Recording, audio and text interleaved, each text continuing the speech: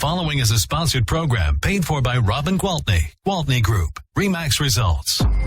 Welcome to Rochester Real Estate, featuring Robin Gwaltney from Gwaltney Group RE/MAX Results and Andy Brownell. Here's Andy Brownell on Rochester's News Talk, 1340 KROC AM and 96.9 FM. Good morning. It's Andy Brownell on News Talk 1340 KROC AM and 96.9 FM, and it's Saturday morning, which means it's time to have our chat with Robin Gwaltney, Gwaltney Group RE/MAX Results, about Rochester real estate or real estate in general. Hey, Robin, how you doing? Well, good, and I always look forward to it. One of my highlights of the week is visiting with you and listening to all your real estate knowledge that you've learned over the last few years. So, yeah, it's a lot of fun. Yeah, it's scary how much I've absorbed. My kids have said the same. They feel like they, grew up realtors, right? Let me take the test. Let's see if I can pass. Exactly. Oh, gosh. What was it? 3 years ago, we were talking. Actually, you informed me of this whole idea of these online groups who were coming in and making offers on homes. Oh, yeah, iBuyers. Internet brokers or whatever, yeah. Yes, they called them iBuyers. It was a big fad where they would come across the United States and try to beat everybody else to the inventory and come with their cash offers. You don't have to do anything. We'll take it just the way it is. Here you go. Here's your money. And then their big intention was to turn around, clean it up, put some paint on it, put it on the market, take advantage of all the people who've been losing in multiples, and get some ungodly price. And I think it worked for them for a little while, but now, guess what? They're sitting with oodles of inventory, and the rumor on the street is that Zillow has put a stop to buying homes for cash, outright. So, oh, really? I think it was a fun little wave that some people got to take advantage of, but I'm not even sure it was ever that advantageous for the seller, because it wasn't like they were trying to sell a house in a market where it was tough to sell a house. Right. So it's like, oh, we'll take all the stress out of it. Well, newsflash, it really isn't that stressful to be a seller right now. So I don't know that they did anything other than try to pad their own pockets by hopefully picking it up for less than they could actually get for it. And in some cases they did, but I think they really are sitting with some inventory that now they are trying to sell for what they paid for it. And that's typically after some improvements. I imagine the sellers in a market like this market, and which was a commonplace thing across the entire country for the past year and a half, were looking at the offers that they were making and thinking that probably they were low and opting not to go that way. Yeah, I think there definitely were some. But there were some that already bought a house in Florida. They're moving in 4 weeks. They're like, oh, geez, no inspection, no painting, no cleaning up the yard. Just take my cash and go. I'll do it. Sure. So it did work for some folks. But at any rate, that party is over. The party is over. The party has ended. I didn't really hear of any big splash around here of anybody. Usually when something is catching on, I hear about people actually doing it, and I don't know of anybody who had actually participated in that sort of thing. I've shown a few of the houses that are actually owned by those companies, owned by Open Door and now being marketed by Open Door. And it's kind of funny, I'm not here to bash that company, but both of those 2 listings had been on the market like 90 days. And in this market, to have something sitting on the market 90 days is not that common. So clearly, like I say, it wasn't as good of a deal for them as they had hoped it was going to be, apparently, because they've stopped. I bet it is either the seller or the buyer as well, having the lack of a person, real people to chat with or communicate with, or having to get in line at some customer service queue. I had one customer that I had his house already, a client, already listed, and then one of his friends went and sold to one of these iBuyer programs, and he said to me, is it too late for me to do that? And I said, I don't really know anything about it. I've never investigated it. So I said, you're certainly welcome to make the call. Let's do it right now. So we called, and he said, well, as long as your house is listed, we would do this deal through the realtor. So they were very professional, very respectful, and basically their fees would have just added fees to the fees that we were already listing, right? But then I said, we can work on that if the offer is, good enough for you that you just want to be sold. Now, this was after they were on the market 7 days and completely nervous that they were never going to sell their house. 7 days. 7 days, because all their friends sold in day one. So they got their offer back, and the offer was not that great. And I said, I honestly think, you guys, that I can sell this house and get you more than that. And so even after the expenses of listing, they would have had expenses with the other company, even if they had only those expenses and not mine. They still came out, I think, like $25,000 ahead, and I think it took us 11 days to get the house sold.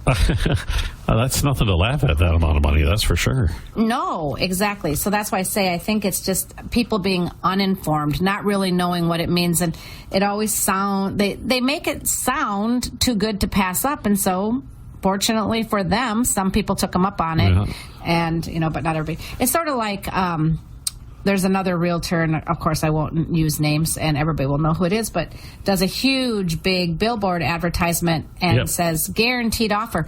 Well, I have to tell you, everybody in this market has a guaranteed offer. If they put their house on the market and price it right, it's going to sell, because we still have a shortage of inventory. We still have abundance of buyers who are pre-approved and ready to jump. I think it was you, in fact, who predicted this would happen when you first told us about this whole internet brokerage thing. Mm-hmm. Yep, I did not expect it to stay around long. I was never threatened by it at all. I've been in real estate for 21 years now, and from the time I've started, there's always been disruptors, right? There's always been somebody that's tried to come in and change the way it's done. But the way it's done is the very traditional, long-lasting, and I think far into the future way that it's going to be done. Relationship. Yep. Well, it's the biggest investment you own to have. You want to have a personal relationship with the person who's going to guide you through this process. Yeah, somebody that you actually know, somebody that you actually trust, somebody that you can actually investigate and see what they know and what they've done and what other people have had to say about their experience with them. So yeah, I think it's kind of an important deal. I don't think when you make big decisions in your life, like where am I going for my health care, or who am I using for a lawyer to litigate in this this important case that I'm in, or to help me buy my biggest investment I'm ever going to buy, I don't think you just want to go with some internet ad because they're making it sound like they're going to save you a few bucks. In the end, it's the same market that you're dealing with. There has to be a slice in the pie for them to make it work. And if the market is the way it is now, it's probably not going to work. There's a commercial on TV, and I forget the name of the company, but it says Home Light. Home Light. Have you seen that ad? No. Like, if you're afraid you're going to find an inexperienced agent, call us and we'll find you the best agent in the area. Well, all they do is call us and say, hey, will you take this client and give us a 25% referral fee? So it's like, oh, geez, what a racket. Unreal. Everybody wants a piece, right? I had not heard that one yet. Oh, yeah. Okay. Home Light. Yeah. All right. Hey, make it easy, right?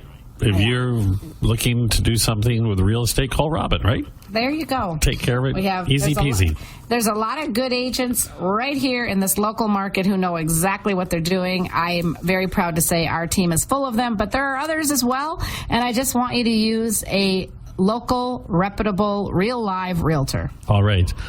We're talking with Robin Gwaltney with Gwaltney Group RE/MAX Results, and we'll return in a moment and talk about the latest market report. Get a snapshot, at least, of what it looks like today on News Talk 1340, KROC AM and 96.9 FM. We'll be right back with Robin Gwaltney and Andy Brownell on Rochester Real Estate. This is News Talk 1340, KROC 96.9 FM. Things I thought could never happen. Me in a punk band? What? We Are Lady Parts, a new original comedy streaming only on Peacock. A confused mix of hash anthems and sour girl power. Syra, vocals. Aisha, drummer. Bisma, bassist. Mumtaz, band manager. And me, Amina, lead guitar. You were really good until you puked all over the front row. Ew. We Are Lady Parts. All episodes streaming now. Only on Peacock. EL.com. Welcome back to Rochester Real Estate with Robin Gwaltney from Gwaltney Group RE/MAX Results and Andy Brownell on Rochester's News Talk, 1340 KROC AM and 96.9 FM. Good morning and welcome back. Robin, you mentioned that you have a brand new market report for Rochester, Minnesota, as far as what's happening in the real estate world. Yeah, I think sometimes people just, who don't have their finger on the pulse just like to know how many houses are available. When we say our inventory is low, what does that mean? So let me just talk about some real numbers, okay? In the last 6 months here in Rochester, we have closed 1,432 sales. And when I say we, I mean our whole association, okay? So 1,432 homes have closed in the last 6 months. Now, of those homes, 22 of them, believe it or not, were between $0 and $100,000. And I didn't know there were any left. I think there might be some condos or some, real major fixer-uppers or whatever. But yeah, so 22 were of the 1,432 were below 100,000. 203 were between 100 and 200,000. Our biggest number, you're not going to be surprised, 565 was between 200 and 300,000. And with our median sale price being in that 260 or 280, that makes sense, right? 317 sold between 300 and 400. 139 sold between 400 and 500. 79 sold between 500 and 600. 50 between 600 and 700. 18 between 700 and 800. 16 between 800 and 900. A lot more expensive houses, right? Yes. 4 between 900 and $1 million. 3 between $1 million and $1.1 million. Okay, now this is, I think, interesting. I used to say, and 3 over $1 million, right? Now I've got you have to break it down. 3 between $1 million and $1.1 million. 4 more between $1.1 million and $1.2 million. 2 more between $1.2 million and $1.3 million. 5 more between $1.3 million and $1.4 million. And 5 more $1.4 million and higher.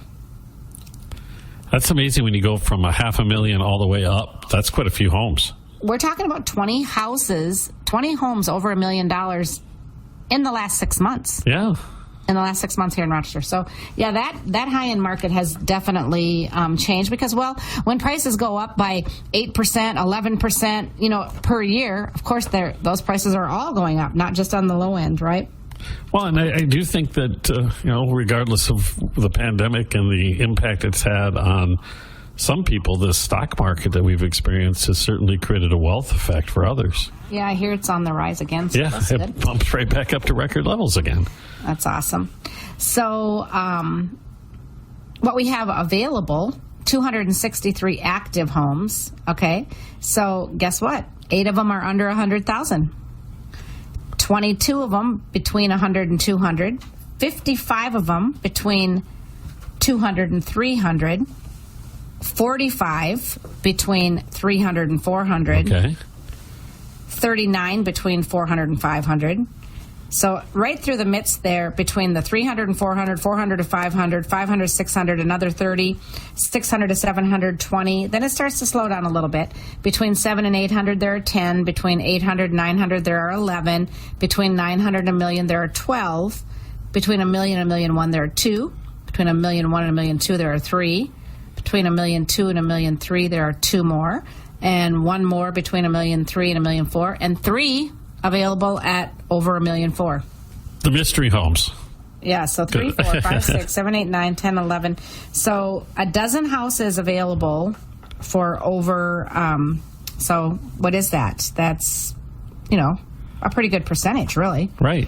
Of the 263. But even amongst the homes that you would consider in the sweet spot, that's kind of spread out too, where I remember a few years back you would find probably 40% would have been in one of those price ranges, and now it's spread out over 3 of them, anywhere that's from true. 2 to 4 or 2 to 5. 6 or somewhere in that range.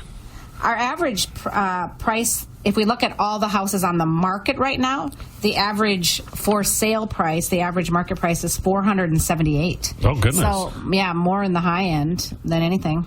So, yeah, it's crazy. So, our absorption rate, I know that's always interesting. Months worth of inventory. Yeah. Well, we've got 2 months worth below 100,000. So if nothing comes on the market the next 2 months, there will be zero. And then when it comes to the next, 1, 2, 3, 4, 5 price ranges. So between 100 and 2, between 2 and 3, between 3 and 4, between 4 and 5, those are all less than a month. So they're like 0.7, 0.6, 0.8, 0.9. Right? So it's crazy less than a month's absorption. As crazy as that sounds, that's an improvement over what it was in April, May, when it was 17, 18 days. It is, but this is what I'm trying to say is you can see why I get so frustrated. People talk, the market is cooling off. It's slowing down. The market is fantastic, people. It is fantastic. Everything you're pointing to tells me it's still red hot. It looks like the toughest price range is if you have a house between 900,000 and $1 million. We've got 18 months worth of those. Okay. And that means we've got 12, and 12 is as many as we would normally sell in 18 months. So we're pretty high end, pretty top loaded in that. So if you do have a house and you're saying, my house is probably $995, well, then it might be considered to be a cool down market. But other than that, listen to this. If you have a 1.4 and above, we have 3 months worth of supply. If you have 1.3 to 1.4, we have 1 month's worth of supply. That is so weird. Yeah. So, granted, we only have in that category, we only have one, so they figured we'll sell this month. But the 3 that are above $1.4 million, that's 3 months. So they're saying we're going to sell 1 each month, right? And they're just going by statistically what has been happening. So, yeah. But in the past, before this market changed to being scorching hot, if you had $1 million plus house, there was an expectation it would be on the market for quite a while, right? Oh yeah, absolutely. That's been, I think, the biggest change. Between the wealth, we spend a lot more time at home. We want more in our home because we're not going to be traveling as much. We're not going to be going out on vacation. We're going to just stay here and enjoy our pool or enjoy our backyard kitchen or enjoy our beautiful theater room or whatever those things are that are driving the prices up. All right. We're talking with Robin Gwaltney with Gwaltney Group RE/MAX Results, and we'll be back in just a moment on Newstalk 1340, KROC AM and 96.9 FM. We'll be right back with Robin Gwaltney and Andy Brownell on Rochester Real Estate. This is News Talk 1340, KROC 86.9 FM. Rooted in technology. Welcome back to Rochester Real Estate with Robin Gwaltney from Gwaltney Group RE/MAX Results and Andy Brownell on Rochester's News Talk 1340, KROC AM and 96.9 FM. Good morning and welcome back. So, Robin, before we started the program, you said you had quite a few listings to share with us this week. We better get started. I do. Some of them are new. Some of them have been around for just a little bit, and I've probably mentioned them, but they're still good listings that I want to plug. So, new listings. We've got one over at 1865 22nd Street Northwest. This house is listed for $234,900. It's a 2-bed, 2-bath, 2-car garage, and it was built in 1963. Okay. Nice little ranch, nice little neighborhood, nice price. Is that Elton Hill still? $234,900. I think on the other side they call it Sunset Terrace. Oh, it's over on the other side of it. Yeah. Okay. Yeah. Yes. I don't remember what the name of that neighborhood is, to be honest with you. Well, that's what Northgate 4th. That's okay. I always think of that as Sunset Terrace neighborhood, though. Yeah. Well, that's where the school, it's Sunset Terrace School, but. Yeah. All right, so that's one that's going to be good because we have a lot of buyers in that price range, so someone's going to be happy. We have one at 1101 12th Avenue Northeast, and this one is 3 beds, 1 bath, 1-car garage, built in 1940, and it's a 2-story. It's small, 560 square feet on the main, but then it has that upstairs, so it's 1,100 square feet, and it's $215,000. Okay. And we've got a really nice turnkey townhome over on Ivory Road, 2994 Ivory Road. And this is 4 beds, 3 baths, 2-car garage. It was built in 17. It's had one owner, and she just moved away. So this one is, I think, going to go pretty fast. It looks like brand new inside. It is $459,900. That's a nice sized townhome too. Yeah, it's basically just like a home without the maintenance, right? I mean, you've got all the amenities of a home with all the space. If your adult kids come home or you like to entertain, you're not compromising anything except for somebody else is taking care of your siding and your roof and your lawn care and all those things. So anyway, over in Wabasha we have a little investment property. I think I might have brought that up last time we talked, but it hasn't sold yet. So I'll say it again. It's a 2-bedroom, 1-bath on Main Street. It's probably about a 3-minute walk to the river. And it's got a 2-car garage, and it's an old house built in 1875. And they're asking $120,000. Oh, wow. Yeah. So if you think, oh, you know what? I'm up for a project, and I would love a weekend place over in Wabasha that's not going to break the bank, that might be it. Fantastic, right by the river, yeah. Yeah, of course. And I've got a nice house on Kennett Lane Southwest. The address is 1117 Kennett Lane, which is just that top entrance into Foxcroft off of County Road 22. And it's on a nice little cul-de-sac, and it's got like a park-like backyard, just a beautiful backyard. Really nice house. It's got 3 beds, 3 baths, and a 3-car garage. It's built in 1998, and a total of just under 3,000 square feet, sitting on 0.57 acre. So yeah, really nice yard. Right. And that one is $569,000. Fantastic Foxcroft property, yeah. Yeah, I got a couple more here. I've got one at 1431 First Street Southwest. Now, this house has been used by the current owner as a rental for several years, so it has all of its rental certificate in place, etc. But they've decided to retire, and with that, they want to travel a lot, and with that, they don't want to worry about their rental properties. So it's $309,900, and as you know, 1431 First Street Southwest is just a couple minutes walk to St. Mary's. Absolutely. And then, of course, to the whole mall with the grocery store and all the stuff that they've got going on over there. So nice, really nice walkability in that one. Again, $309,900. I've got one that I've had for a couple of, actually probably 6 weeks, which does seem like an eternity, and I'm not quite sure why this one hasn't sold. It's a 3-bed, 2-bath, tuck under garage, and it is listed as a 1-car garage, so that might be what's scaring people off. But there's a whole additional building that could probably park 4 cars. The guy had used it for a recording studio. But anyway, that one is $269,900, and it's on 0.75 acres. Nice place. And nice lot. Where is that one at? That one is out on the way to Stewartville, or on the way to the airport. It's 5925 Highway 63. So the address probably scares people. They probably think, oh, it's right on the highway, but you just get off right where there's that frontage road, and then it sits back in over there. So yeah, I know where you're. Yeah, it's a nice place. And then I love the man cave part of that. Yeah. Yeah, I think someone will actually really like that. But if you're putting in a search, that's the problem with these like portals. If you say a 1-car garage is out of the question, a lot of people are going to overlook it, you see. So that's why I want to talk about it, just in case anybody's out there listening. Especially if you're the person with the collector car or the boat or anything like that. Or the collector cars, even. With cars. Like I say, you could probably put 4 of them in there. Get your Corvette collection. There you go.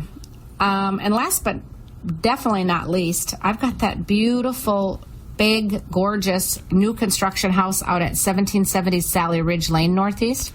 And that house is by far the best deal on the market. I kid you not.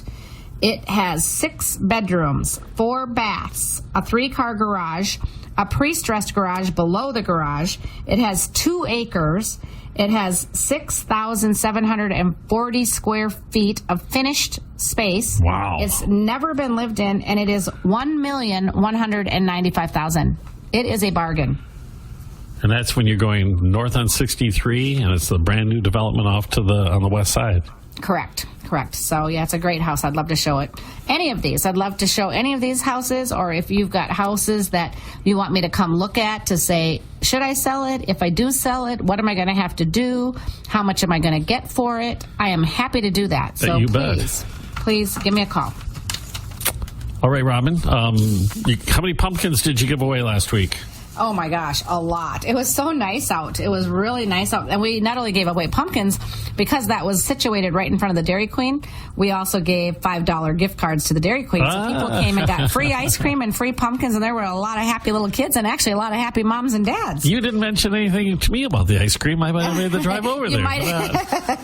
Well, we thought, you know what? We're setting up in the Dairy Queen's parking lot using their space. We should at least give them some business. So we bought a stack of gift cards, and we were happy to give away a few $100 worth of ice cream as well. So, in other words, everybody in Wabasha should have at least one pumpkin at this point. Exactly. No excuses. No excuses. Get into the holiday. I can't believe it's already that time of the year. Oh my gosh, it is crazy. I said we have a couple of, you know how it's been. I mean, starting last winter, we just worked all through the winter, all through the spring, all through the summer, and there were no breaks. And now it's like, okay, all these RE/MAX meetings are coming up. The luxury RE/MAX meeting is next week in Arizona. And then after that, there's the Accolades Retreat, which is a trip that we actually earn and win. And that's in Naples, Florida. And they're all just a couple days here and a couple days there. But I get to go for a few days, get a little break, come home for a few days, go for a few days. And by the time I'm done with these trips, it's going to be literally Thanksgiving time. And then it'll be the holidays. And oh my gosh, Hallmark Channel, here I come. Oh, there you go. Okay. All right. Well, safe travels, and we'll talk to you next week. All right. Sounds great. All right. Thank you, Robin. Robin Gwaltney with Gwaltney Group RE/MAX Results here on News Talk 1340, KROC AM and 96.9 FM.